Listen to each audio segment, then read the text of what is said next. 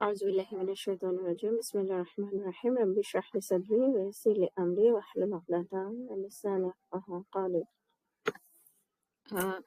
আপুরা আমরা সুলাইমান আলাইহিস সালামকে নিয়ে কথা বলছিলাম এবং গত পর্বে একটা খুব ইম্পর্টেন্ট কথা বলেছিলাম, সেটা হচ্ছে যে সুলাইমান আলাইহিস সালাম ছাড়া আর অন্য কোনো মানুষকে কখনো জিনদের উপরে নিয়ন্ত্রণ দেওয়া হয় নাই।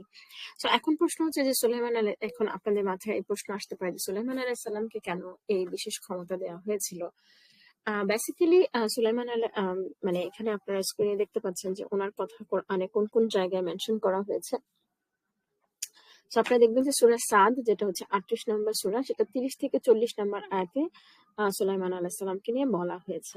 তো আমরা স্পেসিফিক্যালি কথা বলবো হচ্ছে আপনার 35 নম্বর আয়াতটা নিয়ে। ঠিক আছে, এখানে সুলাইমান আলাইহিস সালামের একটা দোয়ার কথা বলা হয়েছে। ঠিক আছে, হে আমার পালনকর্তা, আমাকে মাফ করুন এবং আমাকে এমন সাম্রাজ্য দান করুন যা আমার পরে আর কেউ পেতে পারবে না। তো এখন এই আমরা এই রেলিভেন্ট আয়াত গুলোতে যাব। ঠিক আছে, সো 30 থেকে 40 নাম্বার আয়াতে। ঠিক আছে, এবং এখানে এটা খুবই ইন্টারেস্টিং একটা মানে মানে লার্নিং। এখানে আমি বলবো যে ইটস রিয়েলি ইন্টারেস্টিং। সেটা হচ্ছে যে কোন প্রেক্ষিতে সুলাইমান আলাইহিস সালাম এই দোয়াটা করেছিলেন। এখন উনি ওখানে আপনারা যদি 31 নম্বর আয়াতটা দেখেন, তাহলে আপনারা দেখবেন যে মানে আমরা যদি এটা তাফসীরটা পড়ি তাহলে আমরা দেখবো যে ব্যাপারটা মোটামুটি এরকম ছিল যে উনি ওনার মানে এই মানে এত সুন্দর মানে বাঞ্চ অফ মানে হর্সেস ওনার ছিল। হ্যাঁ, সেগুলো দেখতে গিয়ে বা সেটা টেক কেয়ার করতে গিয়ে উনি সম্ভবত আসরের নামাজটা উনি মানে আসরের নামাজের কথা উনি ভুলে গেলেন। ঠিক আছে, তো আমাদেরকে আবার বুঝতে হবে যে ইটস লাইক মানে মানে বাহনের প্রতি মানুষের সবসময় একটা আছে, বাহনের প্রতি মানুষের সবসময় একটা ন্যাক আছে বা সফট কর্নার আছে। যেটা ধরেন মানে আমাদের সময়ে ধরেন গাড়ির ক্ষেত্রে, ঠিক আছে, ধরেন আপনি একটা গাড়ি কিনলেন, নিজের গাড়ি, দেখা যাবে যে আপনার সেটাকে হাত বুলাইতে ইচ্ছা করবে বা আপনি হয়তো বা অনেক সময় নিয়ে আপনি হয়তো বা সেটা ধোন, ক্লিন করেন, জায়গা মতন রাখেন, ওটার যেন কিছু না হয় সেজন্য অনেক চেষ্টা করেন। বা একটুখানি স্ক্র্যাচ পড়লো কি দাগ পড়লো, আপনি একেবারে মানে বের হয়ে হয়তো বা মারতে চলে যান রিক্সাওয়ালাদেরকে বা মানে মানে ওরকম একটা সিনারিও কল্পনা করছি আর কি, যে আপনার প্রচন্ড একটা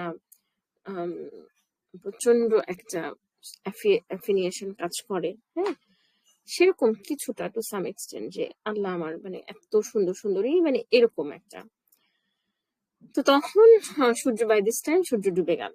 ঠিক আছে, তো তখন মানে ওনার কাছে মনে হলো যে I will get rid of this, মানে যেই সম্পদ আমাকে আল্লাহর স্মরণ থেকে ভুলাই দিচ্ছে, মানে ভুলাই দিচ্ছে সেই জিনিসটা আমি রাখবো না। ঠিক আছে, এরকম এরকম একটা চিন্তা ছিল। এরপরে আবার বলা হচ্ছে যে সুলাইমানকে পরীক্ষা করলাম, লিখে দিলাম তার সিংহাসনের উপর একটা নিষ্প্রাণ দেহ। ঠিক আছে, তার মানে হচ্ছে যে উনি সম্ভবত অসুস্থ হয়ে গিয়েছিলেন কোন একটা সময়। আচ্ছা, সো এখন মূল কথাটা হচ্ছে যে মানে যখন উনি এমন কিছু করেছিলেন যেটা আসলে অ্যাপ্রোপ্রিয়েট ছিল না, তখন উনি মানে তখন উনি মাফ চেয়েছিলেন, মানে তখন উনি এই সাম্রাজ্যের দোয়া করেছিলেন। So it is kind of very interesting যে ধরেন আমি ধরেন আমাদের ক্ষেত্রে গাড়ি, ঠিক আছে, এই গাড়িটা আমার মানে গাড়িটা আমাকে করলো মানে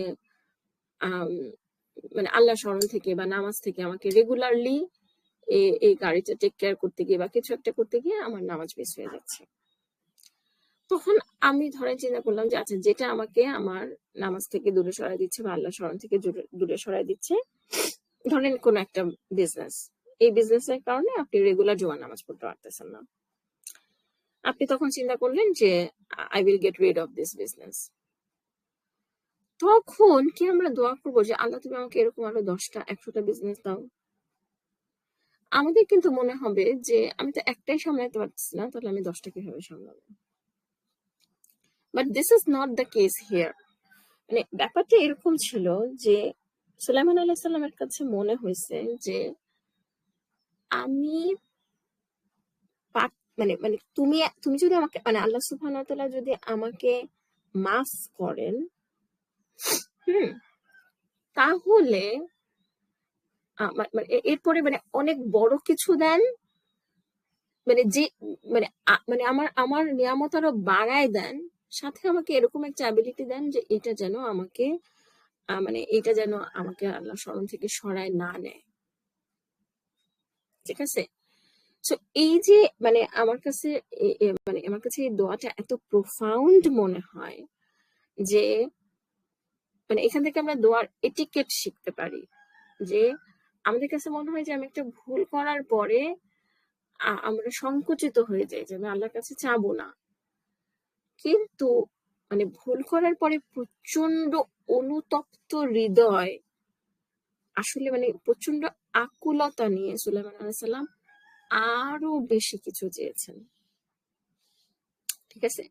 সো এখান থেকে আমরা দোয়ার যে এটিকেটটা মানে বুঝি, সেটা হচ্ছে যে ফার্স্ট হচ্ছে যে দেখেন যে মানে রাব্বানা বলা হয়েছে, ইয়া রাব্বি, ঠিক আছে, এটা আমরা সবাই জানি। দ্বিতীয়ত হচ্ছে মাফ চাওয়া হয়েছে। দিস ইজ ভেরি ইম্পর্টেন্ট যে আমরা কোনো কিছু আল্লাহর কাছে চাওয়ার আগে আমরা মাফ চেয়ে নেই।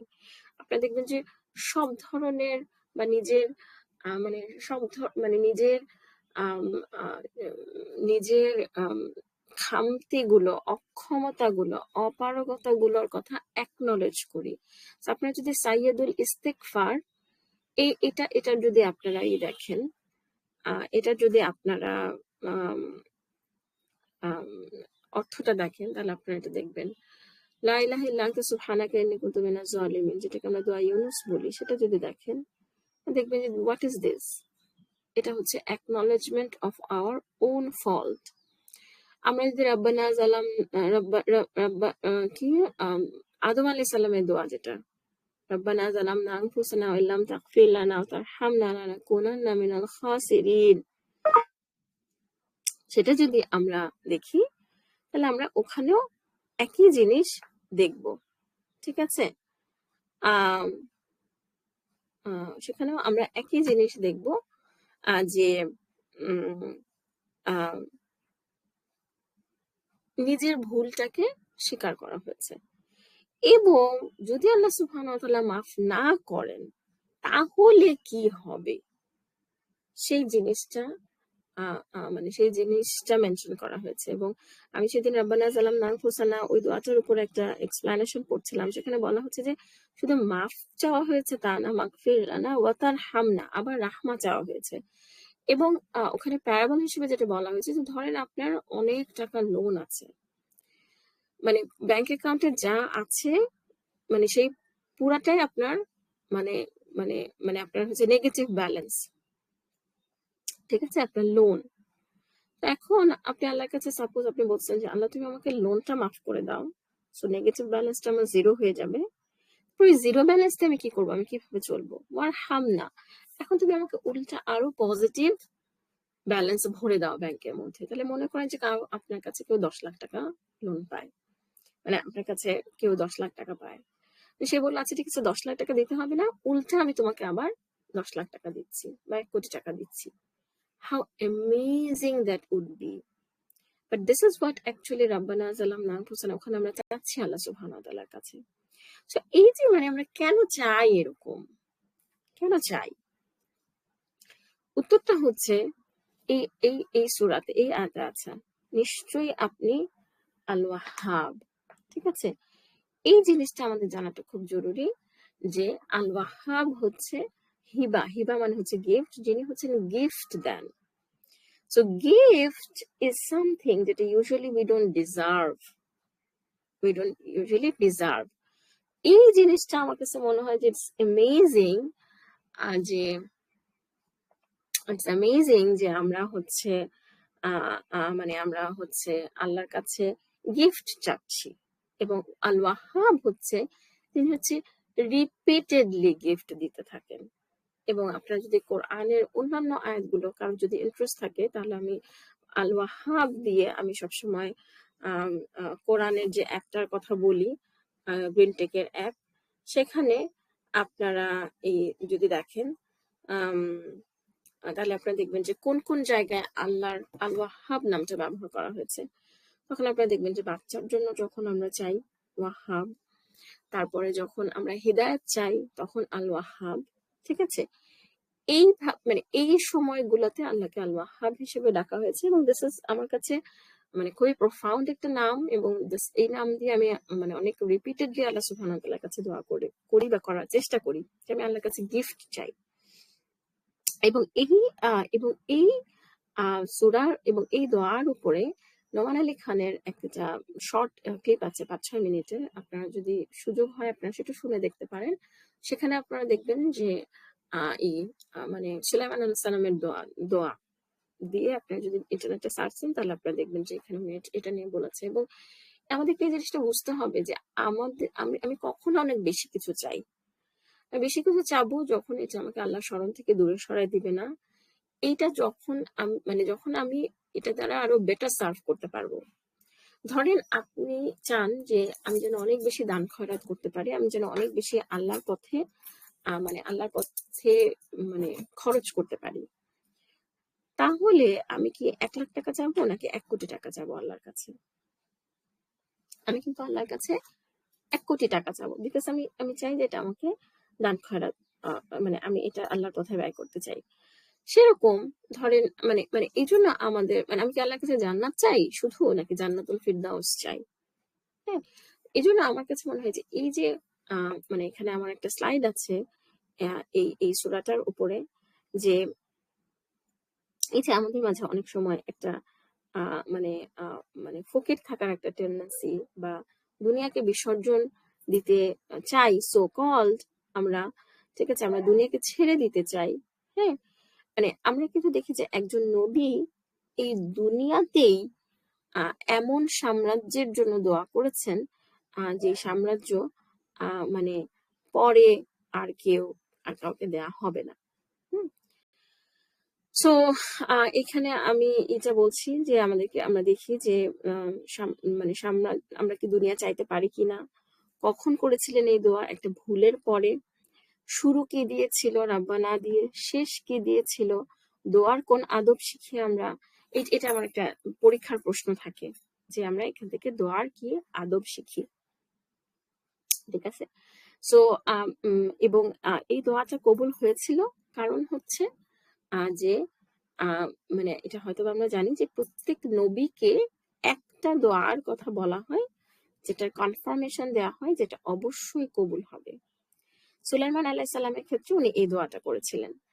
নূহ আলাইহিস সালামের ক্ষেত্রে আপনারা যদি সূরা নূহ পড়েন তাহলে আপনারা দেখবেন যে নূহ আলাইহিস সালাম পিসড অফ হয়ে at the very end of his দাওয়া উনি তখন ওনার কাউমকে ধ্বংসের জন্য দোয়া করেছিলেন এবং সে দোয়া কবুল হয়েছিল। এবং আপনারা যদি আবার হাদিস পড়েন তাহলে আপনি দেখবেন যে কিয়ামতের দিন নূহ আলাইহিস সালাম এটার জন্য রিগ্রেট করেছেন, কেন উনি ওনার কওমের মানে কেন উনি আরেকটু ধৈর্য ধরতে পারলেন না, কেন উনি ওনার কওমের বিরুদ্ধে দোয়া করলেন। এবং একটা আনন্দের সংবাদ হচ্ছে যে আমাদের রাসূল সাল্লাল্লাহু আলাইহি সাল্লামকে যখন এই অপশনটা দেওয়া হয়েছিল যে এমন একটা দোয়া যেটা অবশ্যই কবুল হবে, উনি সেটা দুনিয়াতে চান নাই, উনি সেটা পরকালের জন্য রেখে দিয়েছেন, এবং উনি পরকালে ওনার উম্মতদের জন্য এটা করতে চান ইনশাআল্লাহ। তো তাহলে আমরা এই মানে কেন ওনাকে সুলাইমান আলাইহিস সালামকে জিন জগৎ এবং এই সমস্ত কিছুর আধিপত্য দেওয়া হয়েছিল, সেটা সেই দোয়ার মানে সেটার ব্যাকগ্রাউন্ডটা আমরা আজকে জানলাম। আগামী পর্বে আমরা সুলাইমান আলাইহিস সালাম এবং জিন জগৎ নিয়ে আরো কিছু কথা বলবো ইনশাআল্লাহ। জাযাকুমুল্লাহু খাইরান এতক্ষণ শোনার জন্য। আসসালামু আলাইকুম ওয়া রাহমাতুল্লাহি ওয়া বারাকাতুহু।